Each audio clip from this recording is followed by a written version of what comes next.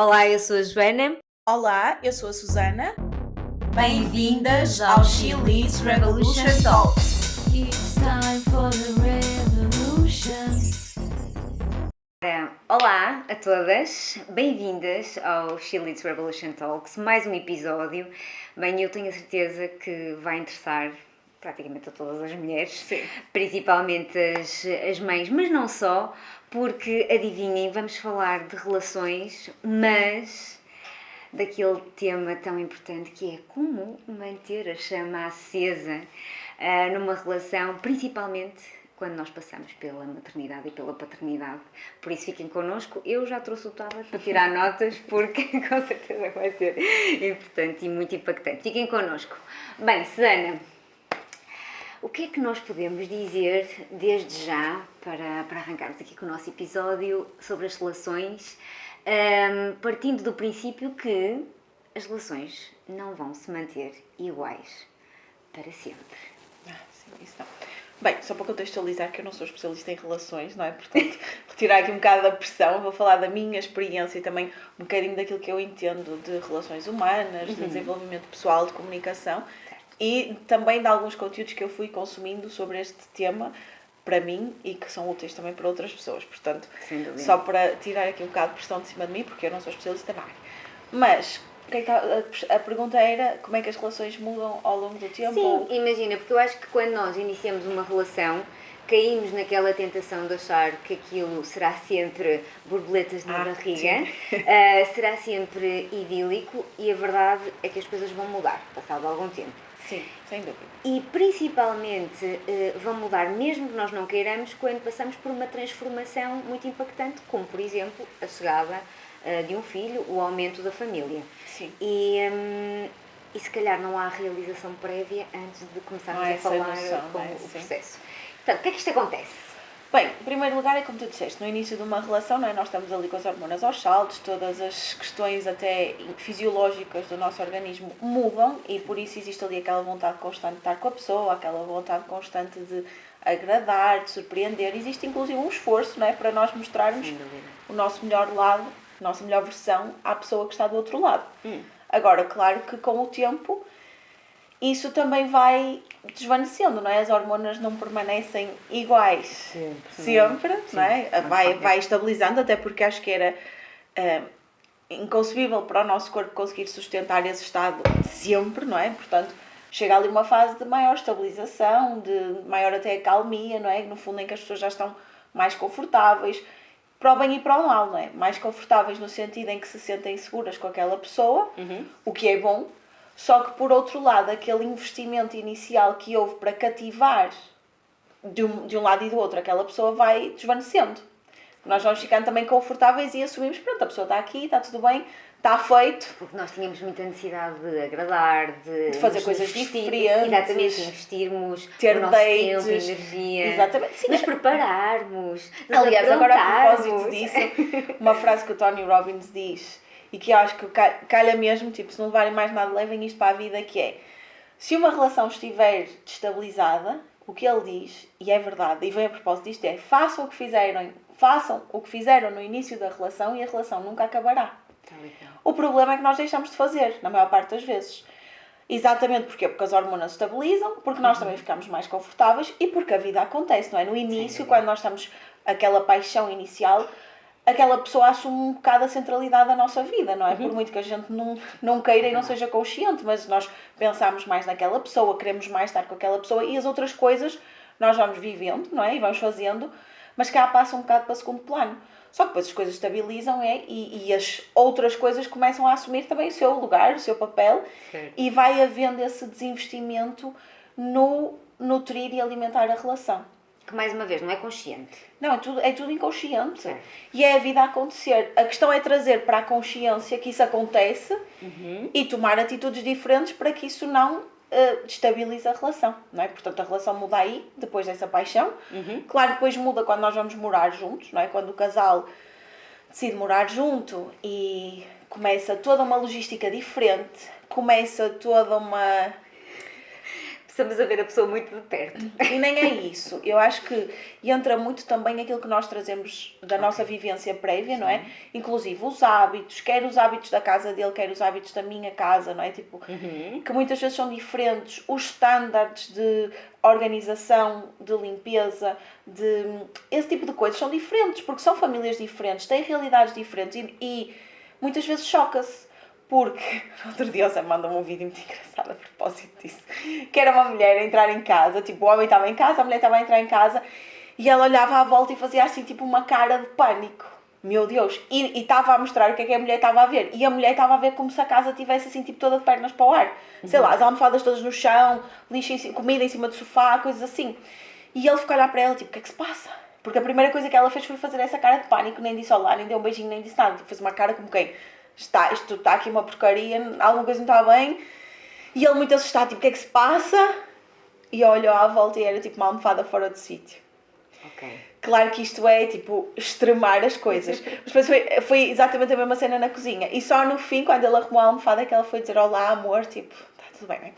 Nós temos um bocado isso. E isto tem a ver com esses padrões que nós temos, com esses estándares que nós temos, com esse limiar de desconforto que nós temos, que eu não sei se é biológico, se é cultural, provavelmente é cultural e passa de geração em geração. Para nós, tipo, uma coisa fora do sítio incomoda-nos muito mais rápido e a desorganização, em geral, incomoda muito mais as mulheres mais depressa do que os homens. Temos uma tolerância diferente. Exatamente, muitas vezes os homens nem se apercebem, para eles está tudo bem e para nós já estamos ali tipo a bufar que aquilo está tipo fora do sítio. Dá para contornar. E já não aguentamos mais, que já está tipo mesmo no limite. Então estas diferenças geram mal-estar entre as pessoas, porque depois nós não conseguimos comunicar direito as coisas, não é? Muitas vezes comunicamos na cobrança, muitas vezes comunicamos a reclamar, outras vezes fazemos nós e começamos a acumular frustrações. É isso, porque também assumimos que tem que ser tudo à nossa maneira. Também, isso é outro ponto, porque muitas vezes eles até fazem, só que não fazem como nós queremos. E nós também muitas vezes, se calhar, assumimos que é a maneira certa. Pronto, eu também falo um Mas não é. pela minha experiência, que é, às vezes eu achava que era a minha maneira, era a maneira que eu aprendi, que eu sempre vi, portanto é a maneira certa. Porquê é que estás a fazer dessa forma? Pensava eu. E na realidade não tem de ser, não é nada disso. É, cada um tem a sua vida. Sim, é isso. É muito isso. E a mesma e formas de fazer diferentes. E lá está, tipo, maneiras de estar diferentes, não é? Sei lá, uma coisa que eu e o Zé no início chocávamos muito, quer dizer, me incomodava muito. E, por consequência, chocávamos com esse assunto, não é? É uma coisa básica, que é tipo, a gente acaba de jantar e na minha cabeça, na minha vida, não é? Uma pessoa acaba de jantar, coloca a louça e arruma a louça. Tipo, lava, põe na máquina, pronto. E para mim, como eu nunca tive máquina, lavava-se e arrumava-se. Era assim. E só depois de arrumarmos a cozinha é que passávamos para outra coisa. Para, tipo, ao lazer, por exemplo. Para ir ver um filme, para não sei o quê. Para ele, não. Então, normalmente o nosso combinado era, eu faço o jantar, tu arrumas a cozinha. Ok. E ele arrumava. O problema é que ele arrumava antes de ir para a cama. Ou seja, acabávamos de jantar, a louça ficava na mesa. E ele ia fazer outras coisas no direito dele, ia relaxar, às vezes até queria relaxar comigo, ver um filme e não sei o quê, só que a louça ficava ali. E isso causava-me um stress. Fervias, não era? Sim, mas ele não tem culpa, Pois não. porque na casa dele é diferente. Eu aprendi assim na minha casa e para mim dá-me uma certa tranquilidade ter aquilo arrumado e saber Claro que eu que posso passar para a etapa seguinte. Mas eu não estou mais certa que ele, a questão é essa. Quem é que está certo? Se calhar às vezes ele até tem mais razão, porque é que ele vai continuar a trabalhar, se pode relaxar e depois antes de dormir arrumar a louça. Isto aqui não é uma discussão sobre o que é certo e o que é errado. É perceber que estas coisas, e durante muito tempo isto foi um assunto que nós fomos trabalhando, não é? E eu percebi, depois eu comecei a conviver também em casa dele e eu percebi que a dinâmica era diferente da minha. E que para ele, tipo, o que interessava era a louça estar... Ele ia lavar a louça, ou seja, ele não estava a mentir a dizer que não ia lavá-la. A minha expectativa era que ele a lavasse quando eu achava que ela devia ser lavada. E para nós conseguirmos chegar a um consenso, eu tive que lhe explicar porque é que era tão importante para mim que aquilo ficasse arrumado naquela altura. E ele podia ou não perceber. E às vezes, se calhar, é nesses momentos que tu até te apercebes que é uma coisa realmente importante para ti. Sim, mas será que é? Ou será que me foi incutido assim, não é? exatamente, Será ok. que eu acho que se calhar se deixar ali a louça eu estou a ser preguiçosa ou estou a ser porca, tipo, porque vou fazer Yeah, outras coisas. pois Porque é. será que é importante para mim? Porque depois olhamos para trás, não é? Porque é que vem este condicionamento Sim. todo de... E a questão é, e agora normalmente continua a ser ele que lava a louça porque eu chego primeiro faço o jantar, mas tipo, há dias que ele está cansado e não lava logo a louça e eu já não stresso, tipo, ok, pronto, a louça põe-se na banca, depois tu vais lavá-la, não interessa. Já, Estabeleceste até pontos, não porque, foi? sim, estabeleci pontos e também estabeleci aqui uma coisa que é muito importante, que é, e que isto falou num podcast da Mel Robbins e que eu acho que é muito importante, que é nós percebermos que muitas vezes as relações acabam por 20% que são superficiais. E isto entra nos 20% superficiais. Depois existe todos uns 80% que tem a ver com os valores estruturais, com os valores das pessoas, com a visão do casal, com Visão a longo coisas prazo. realmente tipo, mais profundas e íntimas, que realmente nós nos entendemos e nós estamos alinhados. E então para que eu vou estar a criar um filme e todos os dias, sei lá, todas as vezes que acontece eu estar a amarrar e ficar de trombas e dizer tipo, aí não fizeste aquilo que ele não se importa comigo porque não fez aquilo. Não, ele vai fazer e dizer tipo, ele está cansado como eu estou cansada. Yeah. E porquê é que nós temos que ser escravos e em vez de ir descansar um bocadinho temos que fazer tudo seguido? Não é? Já eu consegui trabalhar essa flexibilidade em mim e perceber que realmente não me faz sentido às vezes estar a pegar por coisas pequenas quando na realidade os 80% estão lá e nós nos entendemos nas coisas mais importantes e nós temos uma visão conjunta e nós temos respeito e nós temos diálogo e nós temos carinho e nós no meio do stress e do caos conseguimos entender-nos e estar bem. Para que é que eu vou pegar por uma roupa que ficou tipo na casa de banho no chão um dia ou porque a louça não foi lavada exatamente naquele momento que nós tínhamos combinado, tipo um dia da semana, não é? Para quê? Porque essas pequenas coisas ao fim de um mês, ao fim de um ano, ao fim de 10, são essas pequenas coisas muitas vezes que destroem a relação, porque depois desconectam os casais do resto, porque eu começo a olhar para ele só por estas mesquinhices. Tipo, ele não depois faz, não consegues ele não ver se outra importa. coisa. Exatamente, isso começa a atingir uma proporção tão grande que eu deixo de ver. Eu deixo de ver tudo o resto. Sem dúvida. Como no início, nós só vemos as coisas boas e as outras passam-nos ao lado. Por outro lado, nesta fase em que nós começamos a focar nestes micro assuntos e micro defeitos, começamos a deixar de ver tudo o resto que nos fez apaixonar por aquela Sem pessoa. dúvida. E às vezes também há uma tendência aqui de desilusão iminente das pessoas. E vocês devem realmente fazer este trabalho que a Susana também fez, porque às vezes parece fácil, mas não, isto é um trabalho... Foi um processo. Foi um processo e é uma construção E dei um diária, exemplo não é? básico de uma coisa que eu acho que acontece. Muito, Se não for a muito. louça é outra coisa qualquer. É outra coisa qualquer. Mas é que verdade. acontece, mas há outros. Mas este foi um trabalho no início. E no início também eu se calhar não tinha a abordagem correta. Porque Claro. eu estava sempre a criticar, sempre a cobrar. E isso só nos afastava. Então eu decidi explicar-lhe o que é que aquilo me fazia sentir. Porque é que aquilo me incomodava. Porque é que era importante para mim. E primeiro eu tive que perceber isso, não é? Em mim. Certo. Para depois poder comunicar-lhe. Mas quando nós gostamos de alguém ou nos apaixonamos ou realmente identificamos naquela pessoa uma pessoa que queremos ter ao nosso lado, há muito aquela tendência de achar que ela é só uma face da moeda e ela não é. Aquela outra face já lá estava. Claro. Nós aqui enquanto seres humanos e estabelecendo esta parceria que é, portanto, a pessoa que temos ao nosso lado, teremos também de fazer este trabalho de conhecimento, conhecer o outro lado, e também de perceber que há um trabalho a ser feito em nós para conseguirmos conviver com esse lado, se eventualmente for compatível Claro, a esse sim, nível. sim. Mas, por isso não é só um trabalho do outro. Se parece que o outro entra na minha vida e ele é que tem que se adaptar a tudo. E Não, é um isto trabalho parte a conjunto. parte. E nesta questão, como noutras, ambos cedemos, não é? Porque ele faz o esforço, na maior parte das vezes, para lavar a louça imediatamente a seguir a acabarmos de jantar. E quando ele não faz, tipo, eu também não levo para o lado pessoal. E eu não penso logo, tipo, ele não quer saber de mim, ou ele está a fazer de propósito. Não, tipo, ok, está cansado. E muitas vezes ele até tem cuidado de dizer, deixa estar que eu lavo a louça. Porque ele já sabe que às vezes me incomoda tanto que prefiro ser eu a lavá-la do que esperar que ele a lave. Mas ele diz, deixa estar que eu lavo, eu vou lavar. Tipo, não estou esquecido, mas deixa-me descansar. E então, claramente que esta questão da adaptação a morar juntos, não é?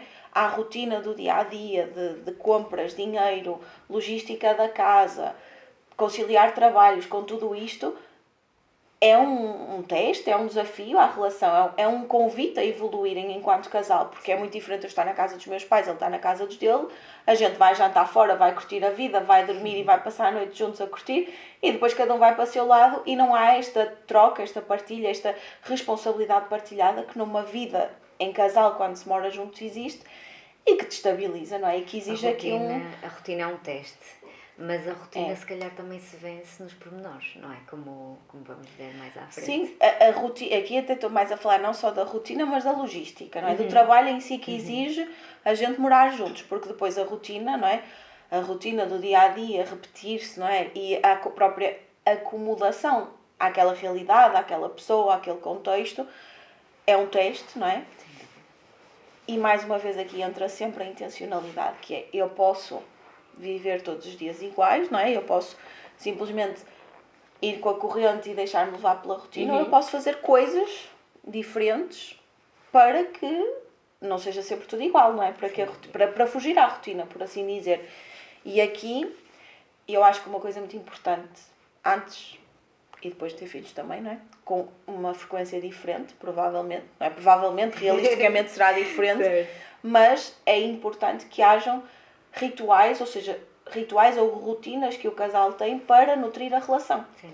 Porque senão nós viramos companheiros de casa, deixamos de ser um casal. Que é o que acontece na maioria dos casais, não é?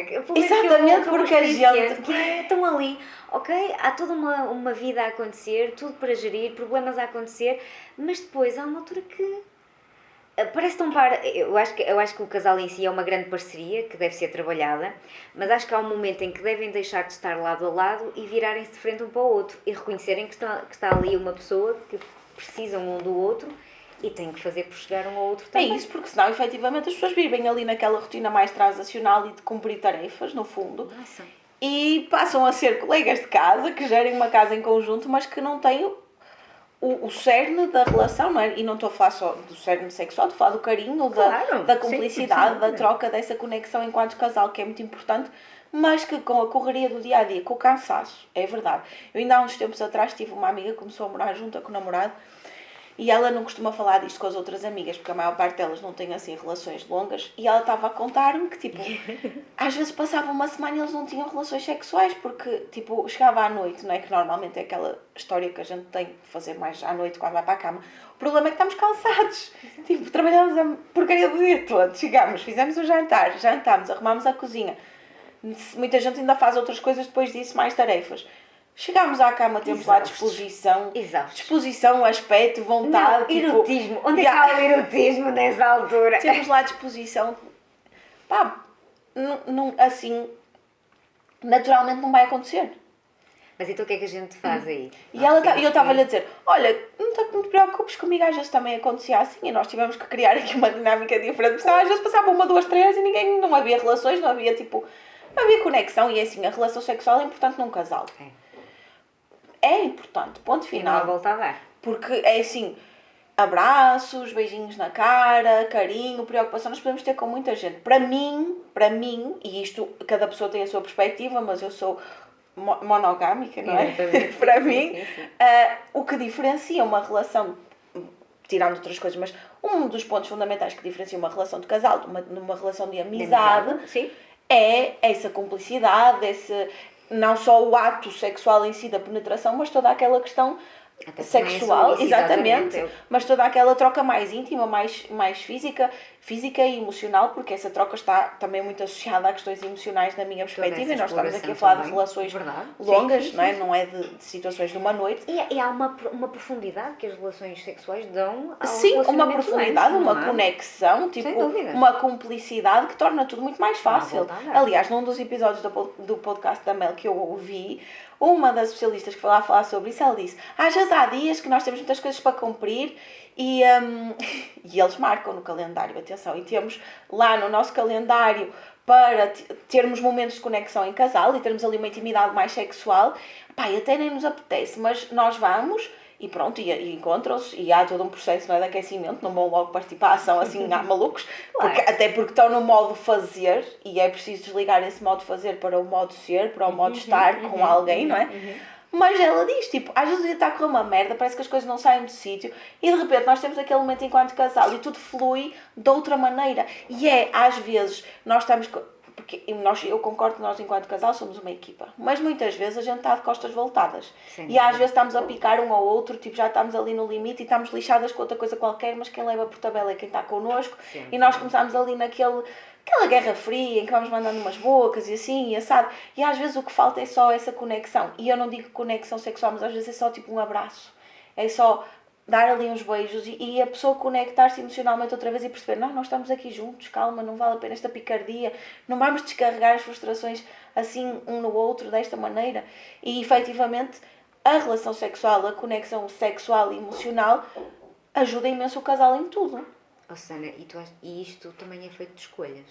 Ou seja, as pessoas têm que escolher. A intencionalidade que tu estavas a dizer é mesmo isso, é ter consciência que têm que escolher estar lá presente, proporcionar estes momentos e ir atrás. Não é uma coisa que vai fluir naturalmente. A questão é que, lá está, e eu cheguei a falar com o Zé sobre isto, porque houve uma altura da nossa relação, até antes da Clarinha chegar, que com o cansaço e com a rotina, a gente tinha poucos momentos dessa intimidade mais sexual. E a questão é, não é que eu sentisse, não sei que há mulheres e mulheres, mas não é que se eu não fizer durante muito tempo, se eu não tiver relações, não é que eu vá sentir aquela falta e aquela vontade. Eu acho que pelo contrário, depois uma pessoa até se vai acomodando a isso e até há uma certa resistência.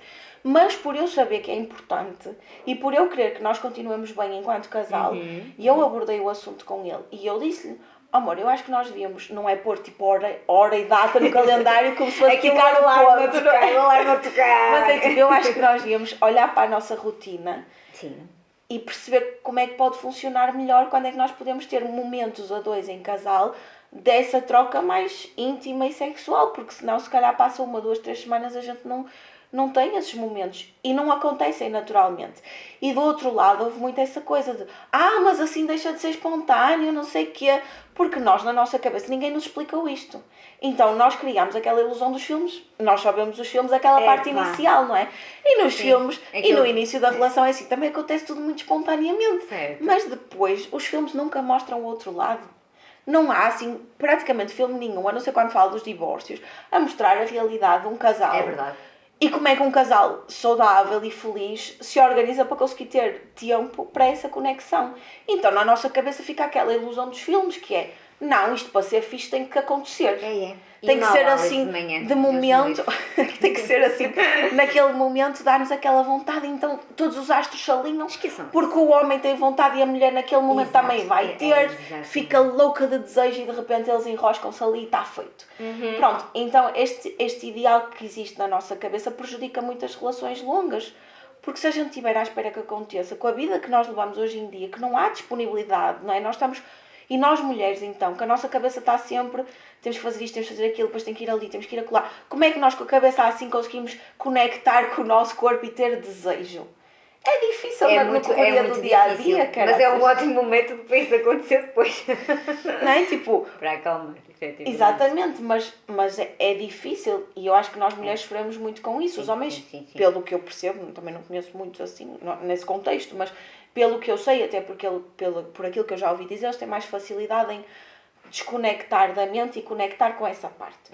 E eu acho que nós, mulheres, temos mais dificuldade, até pela minha experiência. Um trabalho de excitação e tudo mais que é mais longo, se calhar. E a propósito disso, que também quero trazer aqui outro contexto, que eu aprendi num podcast, que acho que inerentemente, eu já sabia, mas não sabia os termos, né? Que existem 2 tipos de desejo sexual. Existe o desejo espontâneo, que de repente surge assim uma vontade, e há pessoas que têm muitos calores. Há pessoas que têm esse tipo de desejo e existe o tipo de desejo, e existe o tipo de desejo ou apetite sexual responsivo, que é em resposta a determinados estímulos. E aí começa a surgir o desejo. E eu explicava muitas vezes ao Zé, amor, eu sei, tu para ti tens vontade, de repente aconteceu, apetece-te, mas comigo não funciona assim, não é? Tu tens vontade e agora... De repente, porque tu tens vontade e vens aqui, tipo, já estou pronta para ti. Não é assim que eu preciso de alguma coisa diferente. Não pode ser só tu teres vontade, que não funciona assim. Sim, e é este tipo... E normalmente as mulheres têm mais o responsivo e os homens têm mais o espontâneo. O que depois gera aqui algum tipo de... Não é de desentendimento, mas é... Lá está, como eles têm, ou como, por exemplo, no caso o Zé tem... e eu não tenho imediatamente da mesma maneira que ele tem, por um lado ele pode achar, se calhar ela não está tão interessada em mim, ou até pode sentir como rejeição. Ok. Né? E isto pode gerar ali um certo mal-estar. E como é que isto se trabalha? Falando. Conversando, não é? Às vezes é um bocado chato, que uma pessoa também não aprendeu a falar sobre estas Pois coisas. pois não. Mas tem que se falar. E eu tive que lhe explicar e como aconteceu, já que às vezes também não estou ali com disposição, não é? E também já tive, não é? Mas já rejeitei e também me senti mal por isso, não é? Já olha, não, agora não consigo, tipo, não dá. Mas outras vezes depois a gente foi falando e foi percebendo como é que ele poderia ajudar-me a despertar ali o desejo sexual, não é? Ou seja, o que é que ele podia, que estímulos é que ele podia fazer para isso? Mas também há um trabalho, e eu até vou falar mais das mulheres, porque eu acho que os homens, pronto, lá está, tendo em conta essa naturalidade, se calhar é um pouco diferente, mas eu acho que as mulheres também não fazem este trabalho prévio, não fazem este trabalho de perceber exatamente o que é que gostam, não conhecem o seu corpo, lá está, nunca foram ensinadas a conversar sobre isto, porque parece que é quase uma coisa que as vão crucificar, punitiva até, e não é, é perfeitamente normal. Nós temos desejo sexual, também querermos alimentar essa E só parte. faz bem à pele e ao nosso organismo. É verdade, sim senhora. E a gente fica com melhor disposição, com melhor humor, com uma pele mais bonita. Faz Há bem. uma naturalidade associada a este segmento da nossa vida e do nosso corpo também, portanto, há que tratar com naturalidade. E trazer esse tópico para cima da mesa, que se calhar é uma coisa que muitas das vezes também não é conversada. Parece que há vários tabus, assim, ao longo da Sim, relação, e claro, não é? e depois por outro lado também precisamos, logicamente, ver aqui outra coisa que eu acho que se correlaciona, que é, nós muitas vezes, sei lá, quase que podemos olhar para isso como um frete, não é? Tipo, do género, e lá vem ele. Mas eu acho que isso é importante para a relação e que nós também temos que começar. E se calhar isso veio muito também do passado, não é? Que as mulheres eram muito usadas nesse sentido e parece que não, nós temos também ali tipo uma memória genética e tudo mais e acho que isso também mexe um bocadinho connosco. Aí tipo lá vem ele, não, mas caraças, é bom que o teu namorado ou o teu marido tenha desejo sexual por ti, caramba. Não é? É bom. Há uma naturalidade associada que isso aconteça. Sim, agora claro, nós no nosso dia-a-dia não estamos, mas também temos que parar de esperar que vamos estar sempre como no início da relação, não é? Arranjadas, bonitas, às vezes estamos de fato treino e não sei o quê. E... Com a depilação por fazer. Exatamente, com a depilação por fazer, ou seja, não estamos ali super impecáveis. Porque depois também temos este estigma, não é? Que parece que temos de estar sempre incríveis e perfeitas e maravilhosas para esse momento. Também não vai acontecer, desmistifiquem isso. Não é os filmes são terríveis. Mas criam ali tipo, muita coisa que nos prejudica depois no dia-a-dia. E outra coisa que também é importante, logicamente, é assim, eu acho que nós temos que se nós queremos manter uma relação a longo prazo, nós enquanto mulheres temos que realmente assumir que isso é importante para a relação. E para o casal. Não só para ele, ou seja, não é para satisfazer a ele que nós vamos ter relações sexuais, mas isso é importante para a relação e logicamente depois entra aí o diálogo, porque também é o que é que nos satisfaz a nós, não é? E perceber que, aliás, mais num podcast com uma sexóloga, no podcast da Mel Robbins, que ela falava, tipo, a penetração, agora falando do prazer feminino, não é a forma mais fácil da mulher atingir o orgasmo por si só. E tanto que ela dizia que uma relação sexual sem estimulação do clitóris é quase está para o homem como uma relação sexual sem penetração. Ou seja, é importante que também haja este autoconhecimento, esta exploração até enquanto casal, não é? Do que é que funciona e o que é que não funciona, as posições, os toques, a estimulação que funciona, para que a relação possa também satisfazer a mulher. E muitas vezes nós também fomos ensinadas a fingir. E está mal. Porque se a gente finge um orgasmo, depois se calhar passámos uma vida sem nunca ter nenhum. E depois eles acham que estão a fazer tudo bem e na realidade nós só estamos ali a fingir. E eu acho que se nota quando é fingido, não é? Não sei, mas acho que se nota. Não faço ideia, mas... Portanto, eu acho que também é uma questão, porque nos filmes também, e né, pornografia não é comigo, mas na questão dos filmes pornográficos vê-se ali toda uma... Tirando a Meg Ryan, que num filme ela imita um orgasmo perfeitamente, aquilo é uma cena incrível, portanto... Qual é o filme? Nunca viste. Eu não sei o título do filme, eu vou-te mandar o vídeo. Ok. Mas tem mesmo muitos anos, isso é mítico no cinema, em que ela imita um orgasmo assim, numa mesa num restaurante e toda a gente fica a olhar para ela. Pronto, tirando ela... Mas ela é atriz. Exato. Sim, mas é isso. É importante essa questão de que a relação sexual, o ato sexual de intimidade, que não tem que ser só, ou que não é de todo só a penetração, não é para a mulher satisfazer o homem, não deve ser nessa perspectiva, nem nós devemos fazê-lo com essa perspectiva. E eu quero que esta relação dure, eu quero ter uma relação saudável. Isto é importante para a relação. Então vamos criar momentos e vamos criar momentos agradáveis. Isto é importante para a relação e para mim. Também deve ser importante para mim. Exato. Se esta relação é importante para mim, então isto também é importante para mim. Tal igual. Não é? Porque é o que eu digo. Às vezes eu penso, temos que criar um momento a dois.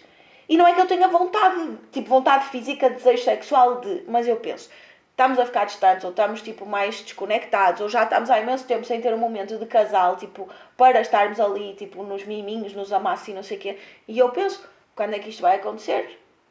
E vamos a Clarinha a ver um filme e a gente arranja maneira, não é? Portanto... Tu achas... É assim, lá está, a intencionalidade. É preciso querer para as coisas E as coisas começam assim... E eu aprendi também, porque eu levava tudo muito a sério. E eu queria ser muito boa em tudo. Até nisto. Sim, senhora. Eu queria ser muito boa em tudo. Eu acho que isso destrói-nos mesmo. Sim, realmente. E tinha muitos problemas, muitos complexos e sei lá, algum barulho estranho, ou estás a ver o que acontece, não é? E eu ficava muito constrangida porque era um defeito ou qualquer coisa, estás a perceber? E eu aprendi a levar as coisas mais na brincadeira. Por isso, quando a gente começa, imaginem, quando nós não... Passou uma semana, ou passou duas, e uma pessoa não tem relações sexuais, não tem essa intimidade mais, assim, física, erótica, não sei o quê. É um bocado estranho no início, que é parece que estamos ali a arrancar e não sabemos muito bem o que é que sabe fazer. É verdade, E eu aprendi a levar isso, e usei, não é? Com mais leveza, a gente ri-se e até manda piadas e estamos mesmo treinados, temos de treinar isto mais vezes, para realmente aligeirar o clima, porque são coisas que podem ser constrangedoras. Sim, e se nós colocarmos muita pressão, que eu colocava, não é? Acaba por nos prejudicar, porque claro que a gente não... E se quer que seja, tem essa pressão também. Se quer que seja tudo natural e tudo como nos filmes, não acontece, por isso mais vale a gente rir-se. E às vezes acontece e de repente a Clarinha levanta-se, nós ouvimos um barulho e já temos que parar e rimos-nos e está tudo certo. Ou seja, e está tudo bem, não há aquela coisa de tem que ser até ao fim. Às vezes não dá. Até ao fim no sentido de os dois temos que atingir o orgasmo. Às vezes não dá. Mas só o facto de a gente ter ali aquele momento de beijinhos, de abraços, de toque, de miminho, já liberta aquelas hormonas mais das relações amorosas e nós já ficamos mais conectados. E é muito importante haver esta questão de que nós temos que criar espaço e tempo e momento para isso. Senão é muito difícil que aconteça. E eu acho que quanto mais tempo passamos sem ter esses momentos, depois torna-se ainda mais difícil começar, não é? Tomar a iniciativa. E como é que... Então, já percebemos que esta é uma parte importantíssima para o casal. Eu acho mas que sim. Então, se já às vezes é difícil com a logística do dia-a-dia, isto então com crianças, quando a maternidade acontece ou a paternidade, como é que tu achas que as mulheres olham para as relações sexuais depois de serem mães? Eu acho que aqui, mais uma vez, há uma diferença muito grande da forma como os homens e as mulheres olham. Certo. Até porque é o nosso corpo que passa por tudo aquilo que passamos numa gravidez e no parto. E, inclusive, há um período que a gente não é aconselhada a ter relações sexuais no pós-parto, porque o corpo está a recuperar. Depois existe toda aquela questão hormonal e quando um bebê nasce, falando aqui no pós-parto mais imediato, quando um bebê nasce, neste caso, como no início de uma relação amorosa o foco é o outro, quando um bebê nasce o foco da mãe é maioritariamente a criança. E logicamente isso faz com que ainda haja menos disponibilidade e preocupação ou intencionalidade com a questão sexual. Mas as mulheres não têm que se sentir mal por causa disso, porque é normal, é fisiológico, é biológico. Portanto, se pais nos estiverem a ouvir, exatamente, por favor, é perceber também que isso acontece. Deem-lhes algum desconto, comuniquem, mas isto é normal, certo? Sim, de todo, é super normal e, portanto, é normal que haja menos desejo sexual. A amamentação e tudo liberta, a prolactina, ou o que é uma hormona que diminui o desejo sexual da mulher, ou seja... Além de nós depois ainda estarmos a habituar ao nosso corpo, não é? podemos ter alguns complexos, inclusive podemos nos sentir bem com o nosso corpo depois de termos tido uma criança, não é? Inclusive também durante a gravidez também é muito relativo. Há mulheres que se sentem muito bem, há outras que não se sentem nada bem fisicamente, não é? Portanto, é preciso nós não nos sentirmos mal com isto. Tudo isto é normal. É uma mudança muito grande. E eu acho que muitas mulheres se sentem muito perdidas depois de nascer uma criança. E sentem-se perdidas com elas, sentem-se, tipo, estão a descobrir como é que elas são como mães, sentem-se perdidas identitariamente, individualmente, portanto, depois na relação também há ali toda uma reorganização. Também nos sentimos um bocado perdidas, tipo, quem somos nós agora, que chegou esta criança, que nós temos que cuidar, que não sabemos cuidar, porque só sabemos vivendo, não é? Cansados, o cansaço muitas vezes acontece, noites mal dormidas, não é? Depois, se não, e aqui é muito importante, é sempre importante o diálogo e a divisão de tarefas e a mulher pedir ajuda, tipo, para o que não é relacionado com o bebê. E pedir ajuda para o bebê também, mas tipo, coisas da casa, cozinhar, essas coisas mais... E às vezes pedir ajuda às pessoas próximas também, porque nós temos muita ideia que a mulher só porque está em casa, em resguardo, mas... que não pode pedir nada a ninguém. Pode e deve. Não é? Quer dizer... E as pessoas que tiverem a ouvir devem oferecer-se, perguntar, o que é que precisas que leve? Tipo, queres que leve refeições prontas? Se não perguntarem, levem. Queres que engoma roupa? Sei lá, sim, qualquer queres coisa. que lave a roupa? Certo. Eu tive uns clientes meus, muito fofinhos, por acaso, que quando a Clarinha nasceu, eles perguntaram, queres que eu te lave a roupa? Tipo, eu disse, não é preciso. Mas foram muito prestáveis nesse sentido. Levar comida feita, tipo... Porque são coisas cansativas, não é? Que nos libertam. Para... Sim, e como nós somos um bocado paranoicas com essas coisas, da casa suja e não sei o quê, depois temos um bebê que é super exigente, estamos cansadas, mas olhamos para a casa está de pantanas, nós começamos a estressar. E é uma bola de neve, não é? E não faz sentido.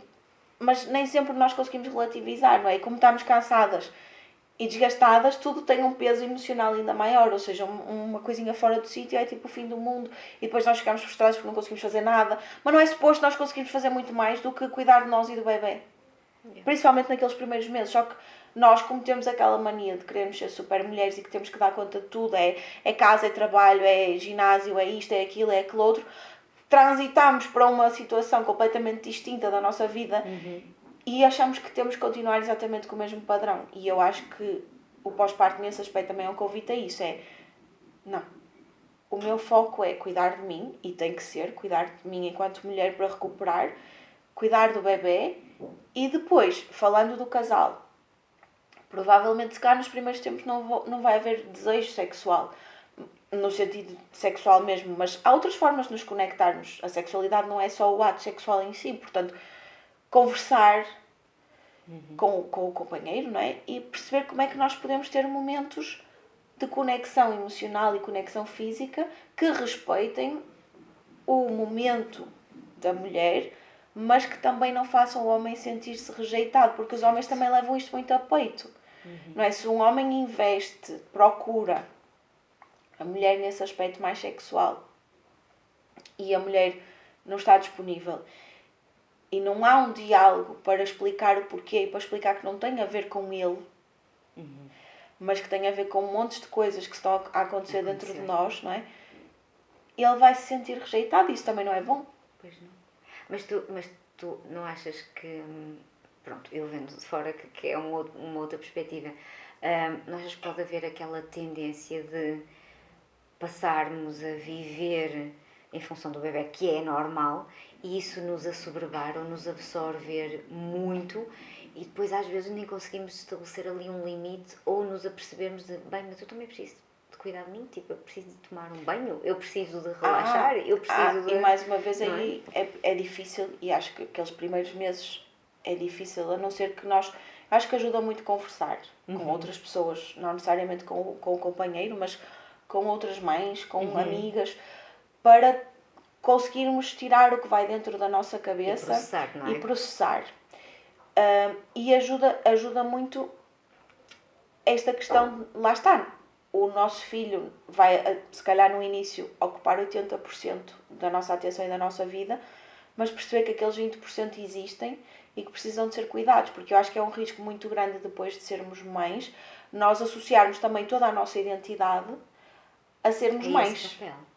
e colocarmos o peso da nossa felicidade, da nossa devoção e do nosso tempo todo alocado àquela criança. Que também sente depois. Que também sente, e que se isso não for depois bem desconstruído, pode realmente até prejudicar a criança. Portanto, é muito importante, mas eu acho que sozinhas, e não vamos falar aqui de questões de depressão pós-parto, que é uma questão muito comum, mas que tem que ser trabalhada com profissionais qualificados para isso, e à parte, é tipo um processo muito mais exacerbado de tudo aquilo que estamos a falar. Porque acontece. Acontece, é muito mais comum do que o que acontece, e por isso é que eu estou a falar dela, porque eu estou aqui a falar para casos em que não haja depressão pós-parto, porque aí, porque assim pode acontecer, acontece muito, ainda há poucos diagnósticos para a quantidade de situações que acontecem, é muito importante que haja esta consciência, é normal, porque é um choque que o nosso corpo, que a nossa vida leva de um dia para o outro, não é? No fundo o bebê está na barriga, está tudo certo, a nossa vida permanece mais ou menos igual, de um dia para o outro nasce o bebê, vamos para casa, e agora? Depois de termos passado pelo choque... Eu acho que deve ser um terror. Depois de termos passado pelo choque, que é o processo de parto, não é? Certo. Mais todo o processo da gravidez, mas o parto, e de repente, de um dia para o outro, era eu e o meu companheiro, agora somos 3 e eu tenho esta pessoa pequenina que depende 100% de mim e eu não sei muito bem como é que eu vou fazer isto. Malta, isto é avassalador. Mantê-lo vivo, não é? Certo, Como é que eu vou conseguir mesmo, manter este ser vivo? Vivo, bem, de boa saúde, a crescer, sim, quer dizer, sim. não é? E depois não colocando agora toda a pressão que existe em cima, não é? Porque muita informação é bom por um lado, mas por outro lado também é mau. E as redes sociais trazem ali muita pressão, ainda mais pressão que havia, eu acho, para esta questão da maternidade e de como é que se deve fazer, e o que é certo, o que é errado. Depois tem que ser aquela rotina, se não for assim já estás a falhar. É complicado. E depois a gente está grávida, aparece muita informação sobre grávidas e sobre mães e sobre bebés e como é que se faz e como é que não se faz, o que muitas vezes nos leva a desconectar do nosso próprio instinto e daquilo que faz sentido para nós, porque aí também é preciso ter espírito crítico em relação àquilo que nós vamos consumir e o que é que realmente se alinha com o que eu quero e com a forma como eu quero cuidar do meu filho, não é? Ou da minha filha. Okay. Mas há muito bombardeamento que gera ali uma pressão ainda maior, tirando tudo o resto que já existe. E então acho que é muito difícil essa questão. Mas voltando aqui para a intimidade, né, para o casal e para a mãe, efetivamente eu acho que é importante também falar com pessoas de confiança, que não julguem, e se de certa forma tiveres a falar com uma amiga e te sentir julgada, se calhar não é aquela a melhor amiga para falar sobre isto. Há pessoas que não conseguem, há pessoas que têm perspectivas muito diferentes, e eu acho que é importante nós termos alguém com quem falar que nos sintamos realmente acolhidas. Certo. Porque este não é o momento para sermos julgadas. Nós estamos ali, a descobrir como é que vamos viver esta realidade e a fazer o melhor que sabemos. E às vezes as pessoas também às vezes não sabem bem o que dizer, não é? Portanto, eu na minha perspectiva, por muitos desabafos que ouço portanto, eu, da minha parte, acho que posso apenas ouvir, não é? E, pronto, às vezes... em algumas situações dou alguma dose de realidade também, porque a tenho de fora, pronto. Sim. Mas não nos momentos aqui iniciais. O importante eu acho que é dor, não, a mãe ter alguém com quem falar. E se não tiver alguém amigo, que procure uma terapeuta com quem possa falar sobre estes assuntos, que eu acho que ajuda muito a processar as coisas. E depois é perceber que, e isto aqui pegando no tema das constelações familiares e trazendo para o casal, eu, enquanto ser individual, e o meu companheiro, viemos primeiro. Depois veio a nossa relação, que em conjunto é uma entidade. E depois veio o nosso filho ou a nossa filha. Ou seja, é importante nós termos tempo para cuidar daquilo que veio primeiro. Da relação. Porque no fundo, se eu coloco todo o meu foco, toda a minha atenção, e claro que no início ele vai ser maior, mas não pode ser os 100%. Porque se eu coloco 100% do meu foco na criança, durante muito tempo, e negligencio cuidar de mim e cuidar da relação, do casal, certo, essa criança vai sofrer. Porque aquele sistema familiar não vai ser saudável. Porque há uma coisa nestes sistemas familiares que é a questão da hierarquia. E quem vem primeiro está acima. Então eu preciso de tratar de maneira diferente, eu preciso continuar a focar naquela relação, naquele casal, para que o sistema familiar seja saudável. E muitas relações também entram em disfuncionalidade exatamente por causa disso. Porque chegou o filho e aquele foco inicial na criança prolonga-se durante anos. E a criança ocupa o lugar do pai ou ocupa o lugar da mãe. E a relação aí não tem pernas para andar e a criança sofre. Porque num sistema não é suposto, e entre aspas, a criança ocupar o lugar da mãe ou ocupar o lugar do pai. É suposto que o casal trabalhe em conjunto para continuar a nutrir essa entidade que é a relação que eles têm. E a questão, e eu gostei muito de aprender isto, porque eu percebi que porque depois existe aquela culpa, não é? Tipo, vou agora jantar fora com o Zé e vou deixar a minha filha, e está super bem entregue, mas vou deixá-la com os avós. Ai, estou a falhar à minha filha. Quando eles são pequenos, eles choram. Oh mãe, não vás, tipo, fica aqui. E nós ficamos naquela dualidade de, tipo, será que eu estou a fazer o que é certo? Mas quando eu percebi que eu estar a nutrir a minha relação com o Zé é muito mais saudável para a minha filha do que eu dedicar a maior parte do meu tempo a ela e esquecer-me de nós enquanto casal, eu comecei a ter mais cuidado e mais frequência neste tipo de coisas em que nós fazemos só os dois. E quem diz frequência, tipo uma vez por mês, fora de casa, não é? Tipo, de termos assim um jantar, um evento, às vezes 2 vezes por mês, mas também de ter tempo para o casal, para a relação, aquilo que nós falamos, a relação sexual, a proximidade, a intimidade, porque efetivamente, se nós não estivermos bem enquanto casal, ela vai sofrer. E vai sentir. E depois, como eu vejo muitos casais que até podem ficar uma vida juntos, mas não são felizes e não é uma relação saudável e não é um bom exemplo. E então perceber que investir na relação de casal é bom para os nossos filhos, é melhor para os nossos filhos do que dedicar 100% do nosso tempo a eles, eu acho que para mim foi libertador. Porque lá está, porque a culpa, essa noção de culpa existe e aquela dualidade de tipo, ok, mas será que eu devia estar mais tempo com ela? Principalmente quando eles são muito pequeninos, não é? Eles também pedem, eles choram, eles ficam tristes quando nós saímos e mexe ali um bocadinho com o nosso coração, mas perceber que é realmente importante. Vai ser mais desafiante do que antes de ter filhos? Vai. Claro. E aí eu acho que nesta questão da intimidade depois ainda exige mais planeamento. Não é? Porque às vezes precisamos de ajuda para que alguém fique com a criança. Ou precisa de ser nas horas em que a criança está a dormir. Certo, mas... Não é? Então tem que haver essa flexibilidade, ou seja, essa flexibilidade, no sentido de não estarmos... Às vezes ok, vamos nos organizar, vamos sair e pronto, e vamos fazer com que este momento se proporcione, não é? Sim. Outras vezes olha, a bebê está a dormir, ou está ali a ver, ou tipo a criança está ali entretida a ver aqueles bonecos, aquilo demora mais ou menos 30, 40 minutos e nós sabemos que ela fica mesmo concentrada naquilo e que tal se aproveitássemos aqui para namorar um bocadinho, não é? Para estarmos os dois, para darmos uns beijinhos e não sei o quê.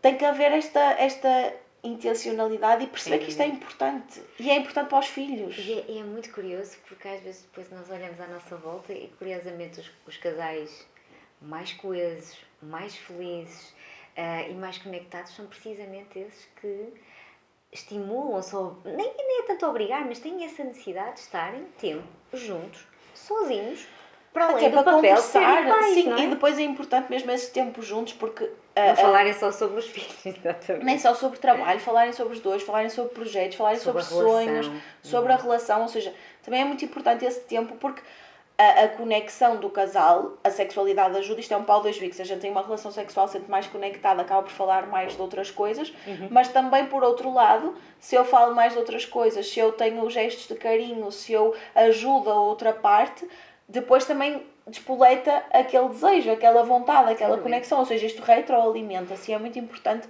esta questão do casal, a questão de entreajuda, a questão do pedir ajuda, do oferecer ajuda, do elogiar. Às vezes pequenos, tipo ter pequenos rituais, sei lá, a pessoa chega à casa, ter o ritual de dar um abraço, dar um beijinho, tipo, pequenas coisas que às vezes se perdem com a rotina e com a correria do dia-a-dia, que vão alimentando ali aquela conexão, não é? O elogiar, o agradecer, mesmo, por exemplo, o Zé agradece muitas vezes o facto de eu fazer o jantar, e isso são pequenas coisas, não é? E eu também, quando ele faz, eu agradeço. Tipo, esta troca, eu acho que é importante também este diálogo sobre quais é que são os teus sonhos, quais é que são os meus, quais é que são os teus projetos, quais é que são os teus, quais é que são os nossos, e esta dinâmica para os casais se ajudarem mutuamente a que cada um possa viver os seus projetos individuais, não é? E claro, depois exige, lá está, Essa ficar parceria com, é muito importante, não é? ficar com a criança, às vezes assumir períodos em que a pessoa está fora e nós estamos mais com a criança e vice-versa, essa troca, eu acho que contribui muito também para que depois haja essa conexão e manter a chama acesa nesse sentido de continuar a haver esses momentos e essa vontade e logicamente haver momentos em que uma pessoa, lá está, se arranja mais, daqueles momentos em que realmente saímos Claro. e nos arranjamos para não estarmos sempre com a roupa de casa, não é? Que nem sempre é aquela roupa bonita. E não só para o nosso companheiro, mas até para, Para nós nós, próprios, claro não é? que sim, Sem dúvida. claro que sim. Já no livro do Príncipezinho, ele fala sobre a magia dos rituais. Sim. E os rituais não têm que ser só o ritual de criticar, de mandar abaixo, de repreender, Sim. de stress. O ritual também pode ser palavras com carinho, porque, Pode e deve, não é? as palavras conseguem confortar e conseguem magoar antes mesmo até da ação, não é? Sim, e vão minando aos pouquinhos, tipo, vão minando a pessoa e a autoestima da pessoa, porque se eu também estou sempre a criticar aquela pessoa, inconscientemente ela também vai ficar a pensar, mas tipo, então o que é que eu estou a fazer aqui? Yeah. Será que ela gosta de mim? E isso depois influencia até tipo, a vontade de me conectar emocionalmente, sexualmente, fisicamente com alguém, porque se a pessoa está sempre a criticar-me, e isto está para os dois lados, tanto para homens como para mulheres, não é? Como é que tipo, alguma coisa não bate certo? E é muito importante, estavas a dizer, os rituais, eu acho que é mesmo importante haver rituais de casal, como a questão de haver o casal pensar quais podem ser os momentos em que nós conseguimos organizar-nos para ter um momento de intimidade, não é? Estes pequenos rituais, às vezes, essa tal sexóloga que foi um episódio da Mel Robbins, ela disse que tem com o marido um ritual que todas as noites, quando eles vão para a cama, têm de curtir, tipo, durante pelo menos 3 minutos. Sem qualquer intencionalidade de ter um ato sexual. Ok. Só pelo simples facto de curtir, dar uns beijinhos, uns amassos, uns abraços. Pronto, pequenas, às vezes não é preciso coisas muito grandes, mas ela diz que só esse pequeno ritual às vezes desenvolve-se, outras vezes fica por ali, mas que aumenta a conexão e que faz com que eles se toquem todos os dias, não é? Tipo, porque é diferente dar um bate-chapas ou dar um beijo de língua.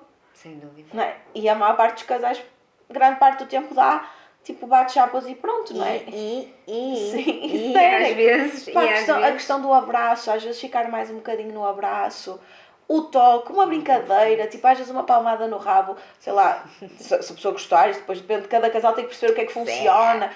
Não conviver com amigos, tipo, porem a mão na perna um do outro, darem as Sem mãos. dúvida. E estamos a falar também dos rituais e às vezes não é só um ritual enquanto casal, mas também terem rituais com amigos, fazerem outras Claro, coisas. sim, não que é muito importante. Porque a socialização também vai Sem por dúvida. estimular também a conexão entre eles. Sim, e quando se tem filhos ajuda muito a socializar em casa uns dos outros, com as crianças a brincar e os casais Isso é a tão conversar de maravilhoso. coisas de adultos, as crianças estão seguras e controladas e nós podemos fazer outras coisas e isso é muito importante. Muito mesmo. Sei lá, às vezes trazer uma surpresa, tipo, tu tinhas perguntado se queria falar das linguagens do amor. Pá, são 5, agora não sei se vou saber dizê-las todas de cor, mas tipo, temos o toque, temos as palavras de apreço, já falámos aqui delas, do toque, das palavras, que é o elogio, temos as surpresas, os presentes, que não tem que ser nada de grandioso. Esta linguagem de amor não é tipo, tem que ser um Ferrari. Não, é tipo, olha, arranquei uma flor ali do Lembrei-me de canteiro. ti, não é? Exatamente, esta questão do lembrei-me de ti. O outro é a presença, tempo juntos. E para mim é uma linguagem do amor muito, muito importante. Às vezes, estar com a pessoa sem... Às vezes é tipo, ele está a fazer uma coisa, eu estou a fazer outra, mas estamos juntos. Estamos ali. Exatamente, estamos juntos. E isso é muito importante. Portanto, as palavras, o toque, o tempo, os presentes e o serviço, atos de serviço. Que é quando eu me ofereço, tipo, olha, tu estás na cama, queres que eu te leve um pequeno almoço? São pequenas coisas que nós podemos fazer todos os dias. E claro que cada pessoa... eu acho que o importante aqui é salpicarmos com um bocadinho de cada uma. Porque eu tenho as minhas que me fazem sentir mais amada, não é? E ele traz As dele... prediletas, no fundo. Exatamente. E a tendência que nós temos é... Como eu me sinto mais amada, sei lá, com surpresas, então eu dessa tenho forma tendência a que me vou fazer isso manifestar, não é? com o outro. Mas não necessariamente é assim que ele se sente mais amado. E eu acho que quanto mais dos 5 nós colocarmos na relação, melhor. E para isto não é preciso muito tempo, é preciso, mais uma vez, intencionalidade. No outro dia eu via o Wendel Carvalho a falar que ele tem no calendário dele quando ele faz planeamento semanal ou mensal, que ele coloca determinados dias da agenda, que é escrever um bilhete à Karina, fazer uma surpresa à Karina. Pois todas as semanas eles têm um jantar fora de casa. Ou seja, eles têm estes rituais enquanto casal e ele tem estes gestos que ele intencionalmente coloca na agenda para alimentar a relação. E não é muito difícil de fazer. Pois não. Um bilhete, Sim. deixar um bilhete. Eu faço isto muitas vezes com o Zé, que eu sei que ele gosta assim de coisas tipo com carne e cenas. Sei lá, às vezes vou ao café, vejo um pastel de chaves. Vou levar um pastel de chaves para o Zé. Tipo, tão são bom. pequenas coisas É verdade, sim. que conectam as pessoas. E aqui entra muito que é, depois a pessoa vai dizer, mas ele não faz nada disso comigo. É, tipo, opa, e aqui entra muito a questão de que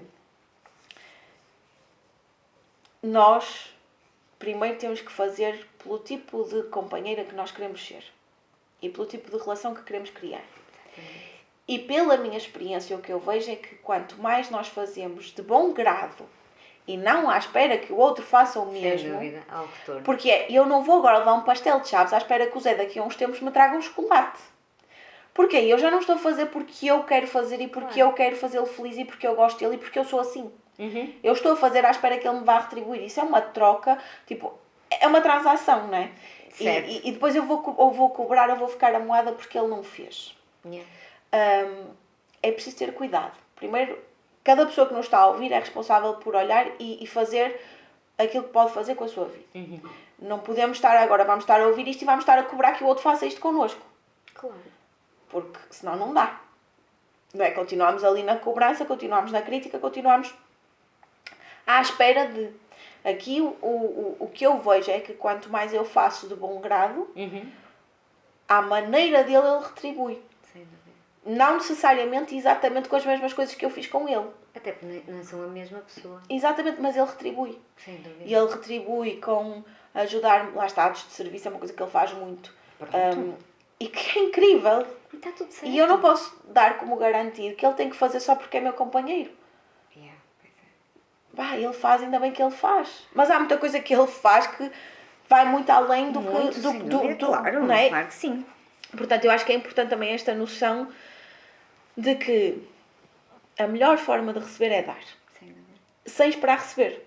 No outro dia estava a ver o podcast e por acaso foi muito engraçado que ele estava a dizer assim, bem, não me estou a lembrar do nome dele, mas ele é assim, especialista em relações também, assim como a Esther, não sei das quantas, que é assim uma especialista. Esther Perel. Exatamente, que eu também sigo, ela tem assim, eu gosto muito do conteúdo dela, mas é outro americano. E ele estava a dizer uma coisa muito interessante, que é, ok, isto é fácil nas relações.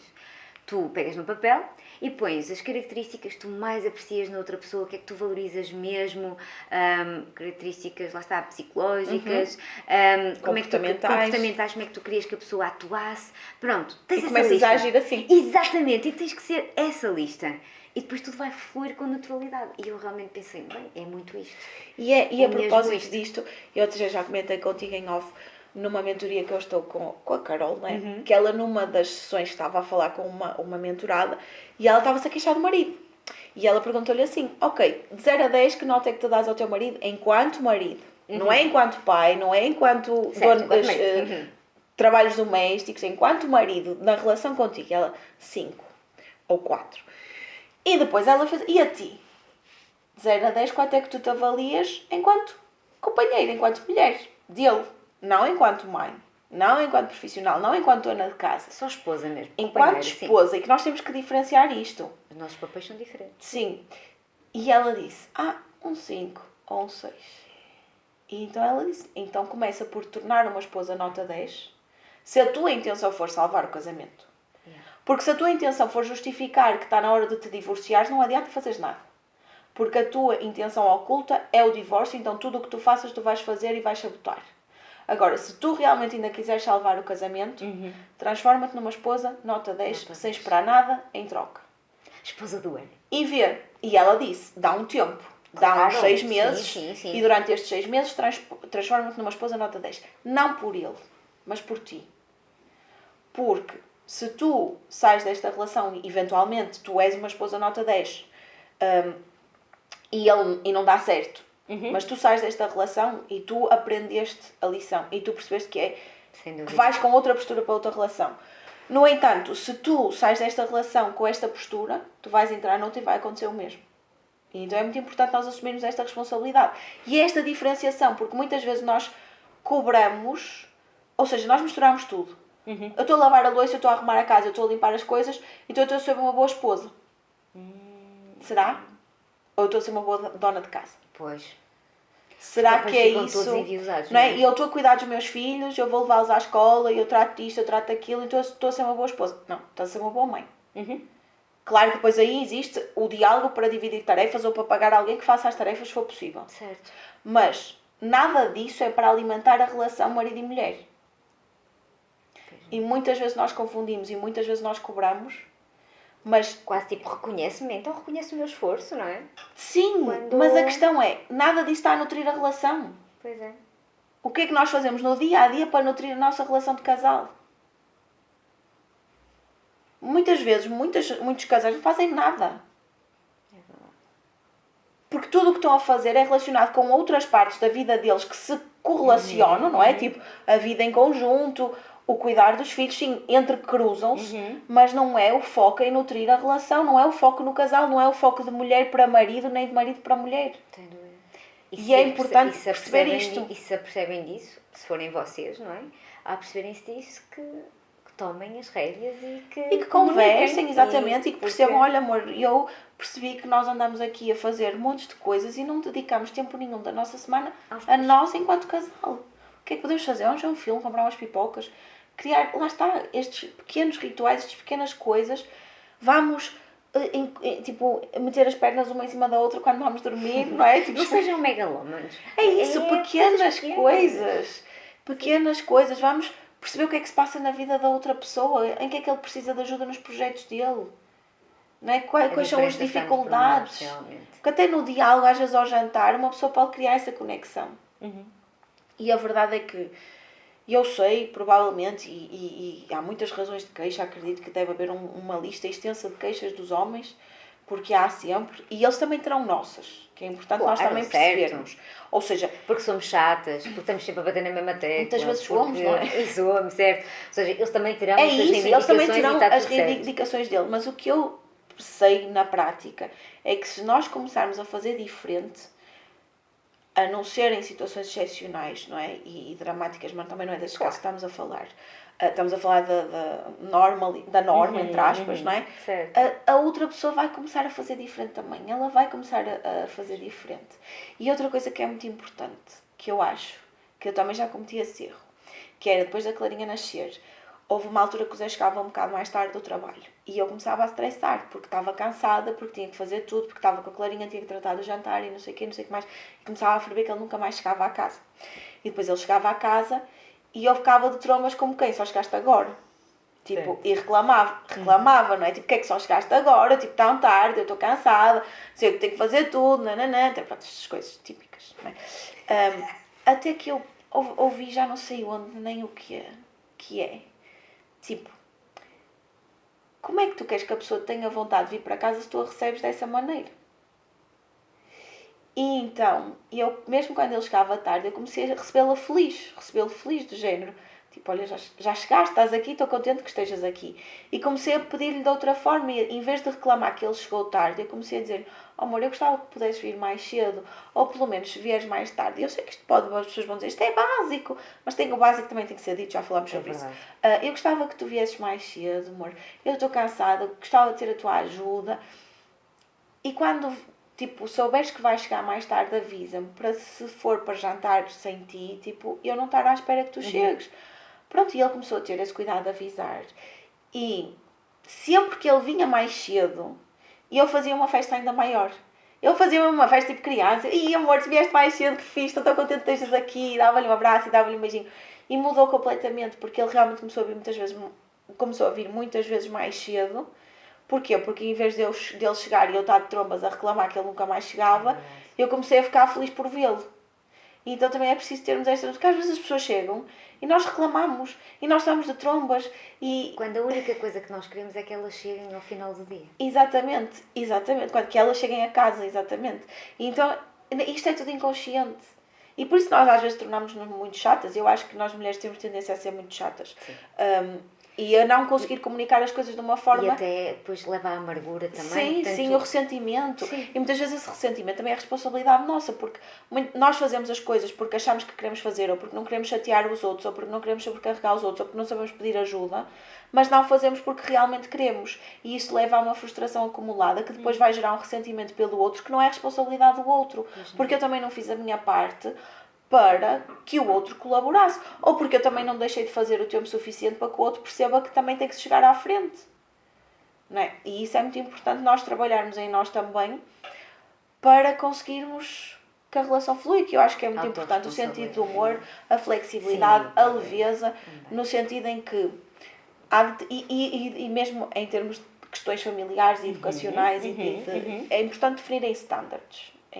O que é que para mim é inaceitável, o que é que para ti é inaceitável. boa. Até na dinâmica da casa, familiar, não é? sim. Pronto, e depois o resto. Há ali Opa, toda olha, uma não linha vais de pijama durante 2 semanas seguidas ou 3, está bem? Portanto, vais de Sim, pijama ou de sei troca. lá, antes da Clarinha nascer, uma das coisas que nós tínhamos combinado, porque ele saía mais tarde que eu, era que ele tinha que fazer a cama. Porque para mim incomodava muito chegar a casa e ter a cama por fazer. Porque ele saía depois de mim, mas eu chegava antes dele. Ou Claro. seja, eu chegava, apanhava a cama por fazer. Agora que a Clarinha nasceu e que é ele que vai levar, eu disse, amor, olha, deixa lá. Claro. Sobrevive como puderes, leva a Clarinha Sobrevive. leva a Clarinha o mais rápido possível para a escola e que se lixe a cama. Ou seja, também é preciso perceber que consoante a vida vai mudando e as fases claro que sim, vão sem mudando, é preciso haver esta flexibilidade. Não pode ser um regime militar. Tem que haver regras, tem que haver standards que variam de família para família, de casal para casal, Tudo certo. mas para cada regra há uma exceção. Yeah. E não é por uma vez ter acontecido que é o fim do mundo. É importante reforçar o diálogo, porque eu digo sempre, eu costumo ensinar a questão da comunicação não violenta e o último ponto é o pedido. E eu digo sempre, ok, vocês fazem o pedido. Em primeiro lugar, a pessoa pode dizer que sim ou pode dizer que não. Porque se não há possibilidade da pessoa dizer que não, então é uma ordem, não é um pedido. E já saímos da comunicação não violenta e entramos no outro tipo de comunicação, Certo. não é? Portanto, a pessoa tem que ter abertura para dizer que não e eu tenho que estar receptiva a ouvi-lo e aceitá-lo. E vice-versa. E eu também tenho abertura para dizer que não. Por outro lado, a pessoa diz que sim e aceita o pedido. Mas tu achas que ela vai conseguir cumpri-lo 100% das vezes? Claro. Provavelmente não, não é? Nem nós conseguimos, não é? Como é que, tipo, às vezes eu digo, uma coisa básica que o Zé me pediu, tipo, espalma os pacotes de leite antes de os pôr do caixote, que eu detesto fazer. Tipo, e pronto, 95% das vezes eu faço, mas há dias que eu ainda não faço. Mas já os deixo fora, tipo, deixo para outra altura, fica lá em cima. Mas tipo, nem nós conseguimos cumprir as coisas 100% das todo, vezes, claro. meu. Porque é essa exigência militar com os outros também, não é? Porque é logo levar a peito, ai, não fez, já não quer saber de mim, já não se importa. Não, mas nós fazemos isto inconscientemente e isso prejudica. Então, esta flexibilidade e esta leveza, eu acho que isto trabalha-se, não é? Porque comigo tem sido um processo e connosco, não é? Enquanto casal, e cada fase traz os seus novos desafios, portanto exige ali muito diálogo, muito reajuste, muito partir pedra, por assim dizer, até se conseguir lapidar Que é uma natural. escultura bonita, não é? Que é natural. Da dinâmica de cada fase, não é? Claro. E não desistir, no fundo, porque assim, é ter esta consciência, se é uma coisa que querem, que é importante para vocês, é sempre possível. E é perceber Trabalhar se os nisso. 80 principais estão alinhados É isso. e os outros 20 não estão ou não estão sempre, nunca vamos arranjar uma pessoa que esteja 100% alinhada connosco em tudo. Claro. Certo. Por isso, acho que é importante terem essa consciência também e perceberem exatamente se os valores fundamentais, se o diálogo, se o respeito, aquelas questões que para cada casal são importantes, São fundamentais, estão sim. lá. Os outros 20% vai-se trabalhando. Uns dias está melhores, outros está piores, mas não vamos descartar a relação por esses 20%, nem vamos deixá-la morrer por causa disso, não é? E é preciso realmente alimentá-la, cuidá-la, nutri-la, porque senão ela morre. Tipo, o amor não sustenta o amor não consegue ser sustentado se não houver nada para alimentar esse amor, não é? Sem dúvida, tem que ser regado. E é muito importante esta consciência de que, ok, no início era tudo muito bonito, sim senhora, mas se não houver intencionalidade, se não houver cuidado, se não houver esforço, dedicação, o amor morre, a relação acaba e no fundo às vezes acabam até de costas voltadas, que é muito triste, não é? Sim, Às vezes sem acabam dúvida. enquanto estranhos, um para cada lado, outras vezes acabam inimigos. E quando há filhos eu acho que isto ainda é mais doloroso. Muito mesmo. E Sim. E é importante... E vê-se muito, não é? Porque depois os ressentimentos venham todos ao de e os cima. filhos sofrem. E então acho que é importante... E depois muitas vezes as pessoas vão com expectativas que vão encontrar outro ou outra, não é? Que vai ser tudo diferente. Não. Depois passa, o ciclo repete-se, porque nós não trabalhamos em nós aquilo que Somos precisávamos o trabalhar. fator o denominador comum. Somos nós, a única personagem sim, é comum verdade, em todas as histórias e elementos da nossa sem vida. dúvida. Portanto, É verdade, somos nós. acima de tudo, trabalhar em nós, não é? Mas sim, há trabalho que nós podemos fazer se tivermos essa consciência e se for importante, e conversem e não deixem mesmo ficar no piloto automático, porque aí parte de nós, como a Susana disse. Sim, com a criem rituais em casal e cumpram esses rituais. E tem rituais grandes, entre aspas, não é? Tipo saídas, dates e coisas assim. E pequenos rituais, pequenos gestos que dia a dia alimentam a relação, tipo um beijinho, um elogio, um sorriso, uma coisa simples, um prato diferente que aquela pessoa gosta e que eu decidi fazer. Peçam ajuda. Um presente, uma coisinha. Sim, um miminho. Surprise. É isso. E com filhos também dá para fazer. É um bocado mais exigente, não é? Mas dá para fazer. Sem dúvida. Agora, claro, com filhos é preciso ajuda também às vezes externa, não é? E têm que a procurar, se às vezes não têm família próxima, não é? Encontrar amigos que possam ajudar nesses momentos, se puderem pagar alguém, não é? Perceber aqui como é que podem encontrar maneira. Ou então, quando os miúdos estão a dormir e criam um cenário diferente em casa e fazem uma coisa diferente. Portanto, criatividade também é muito importante neste sentido. Tenho a certeza que já tiraram muitas notas e mais que não seja para que seja um desassossego, um abanar, um abrir de olhares, porque acho que há muita gente que se calhar se sente estagnado numa relação, se sente infeliz até, e ainda não trouxe à consciência que tem a responsabilidade, a sua própria responsabilidade de tudo se modificar e de trabalhar também nesse sentido. Portanto, vocês não têm que estar nessa relação. Há a possibilidade de reacender as coisas, de elas serem regadas e de vocês serem felizes também. Sim, e é um processo. E lá, cuidado com as distrações fora, porque muitas vezes quando as relações estão assim, não é? Depois... Por acaso não falamos sobre isso, mas sim. É possível, não é? Claro, que a gente sem dúvida. começa a olhar para fora e a perceber que se calhar aquela pessoa é muito cativante, não sei o que, é muito interessante, tanto de um lado como do outro, sem não é? Mas a realidade é que isso são ilusões. Porque depois vai chegar ao ponto em que está agora também com esta pessoa, se não houver o trabalho que tem que ser feito também nesta, não é? Sim, e é perceber todo o tempo que também já investiram nesta relação, tudo aquilo que já viveram. Acho que às vezes as pessoas esquecem de olhar para trás e perceber tudo o que já passaram, tudo o que já construíram, todos os momentos felizes que já tiveram e começam só a focar-se no que não está bem, na rotina, no aborrecimento, na monotonia, nos defeitos da outra pessoa e às vezes acabam relações, não é? Para quê? Sem dúvida.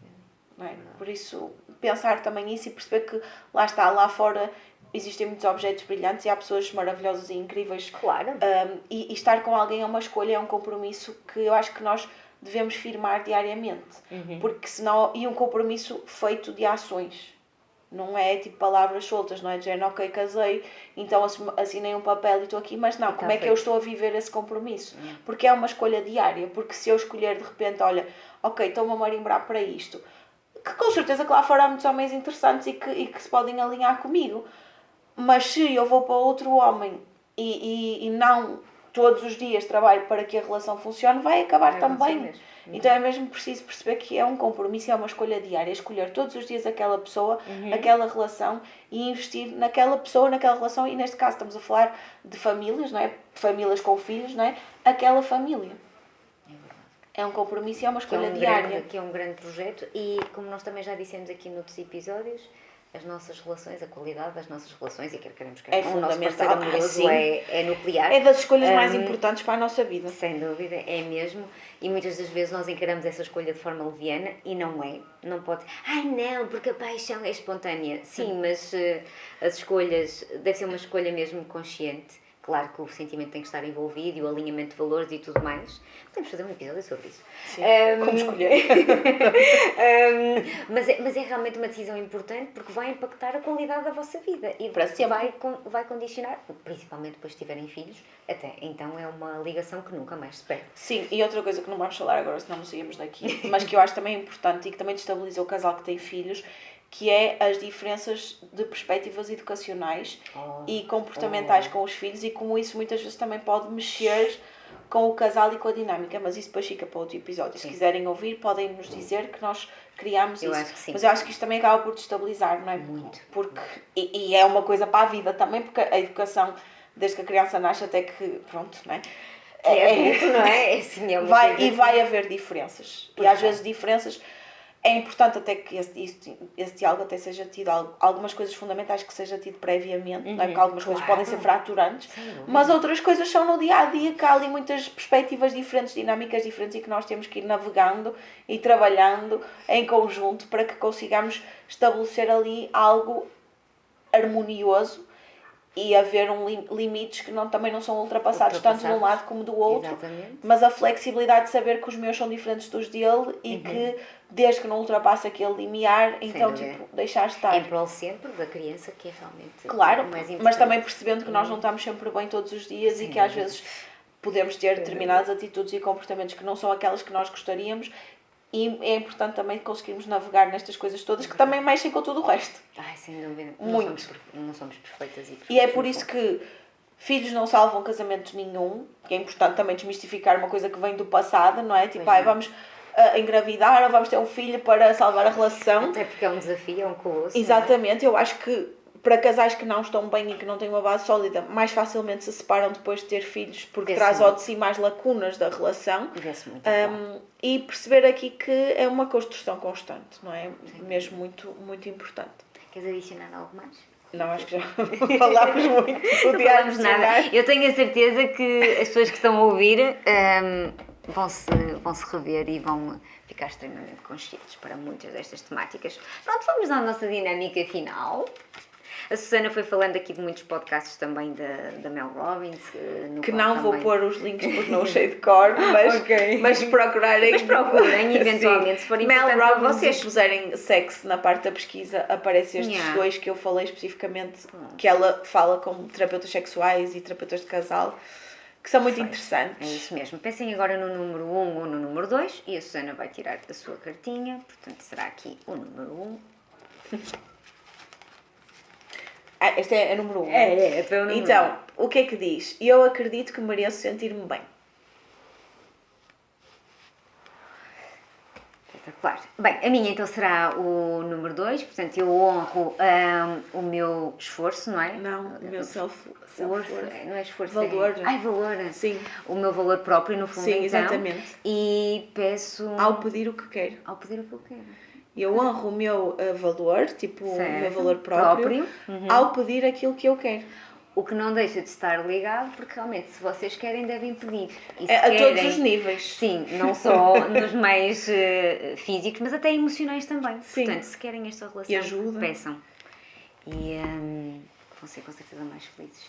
É isso, muito bem. Espero que isto tenha ajudado, que vos tenha aberto aí algumas janelas da vossa mente. Tenho certeza que sim. E se tiverem dúvidas, quiserem mais conteúdos assim do género, também podem dizer-nos que nós trabalhamos para criar isto para vocês. Partilhem com as vossas amigas que estão assim numa relação que possam Partilhem com os estar vossos maridos e falem sobre o episódio, não é? Portanto, debatam em entre vocês conjunto. o que é que vão começar a fazer daqui para a frente. Exatamente. E também podem discordar de algumas coisas que a gente disse, que nós dissemos, não é? Mas que sirva para abrir um diálogo sobre estes temas que é muito importante para que a relação cresça. Por isso, espetacular. Muito obrigada por estarem até à connosco. próxima. Um beijinho. É sempre incrível ter-vos desse lado. Este foi mais um episódio da She Leads Revolution Talks e não se esqueçam de o partilhar com aquela pessoa que estará mesmo a precisar de o ouvir. Deixo-vos ainda as nossas redes sociais para que nos possam seguir: she.leadsrevolution, Susana FM Guimarães e Joana PN de Castro. Até breve, beijinho.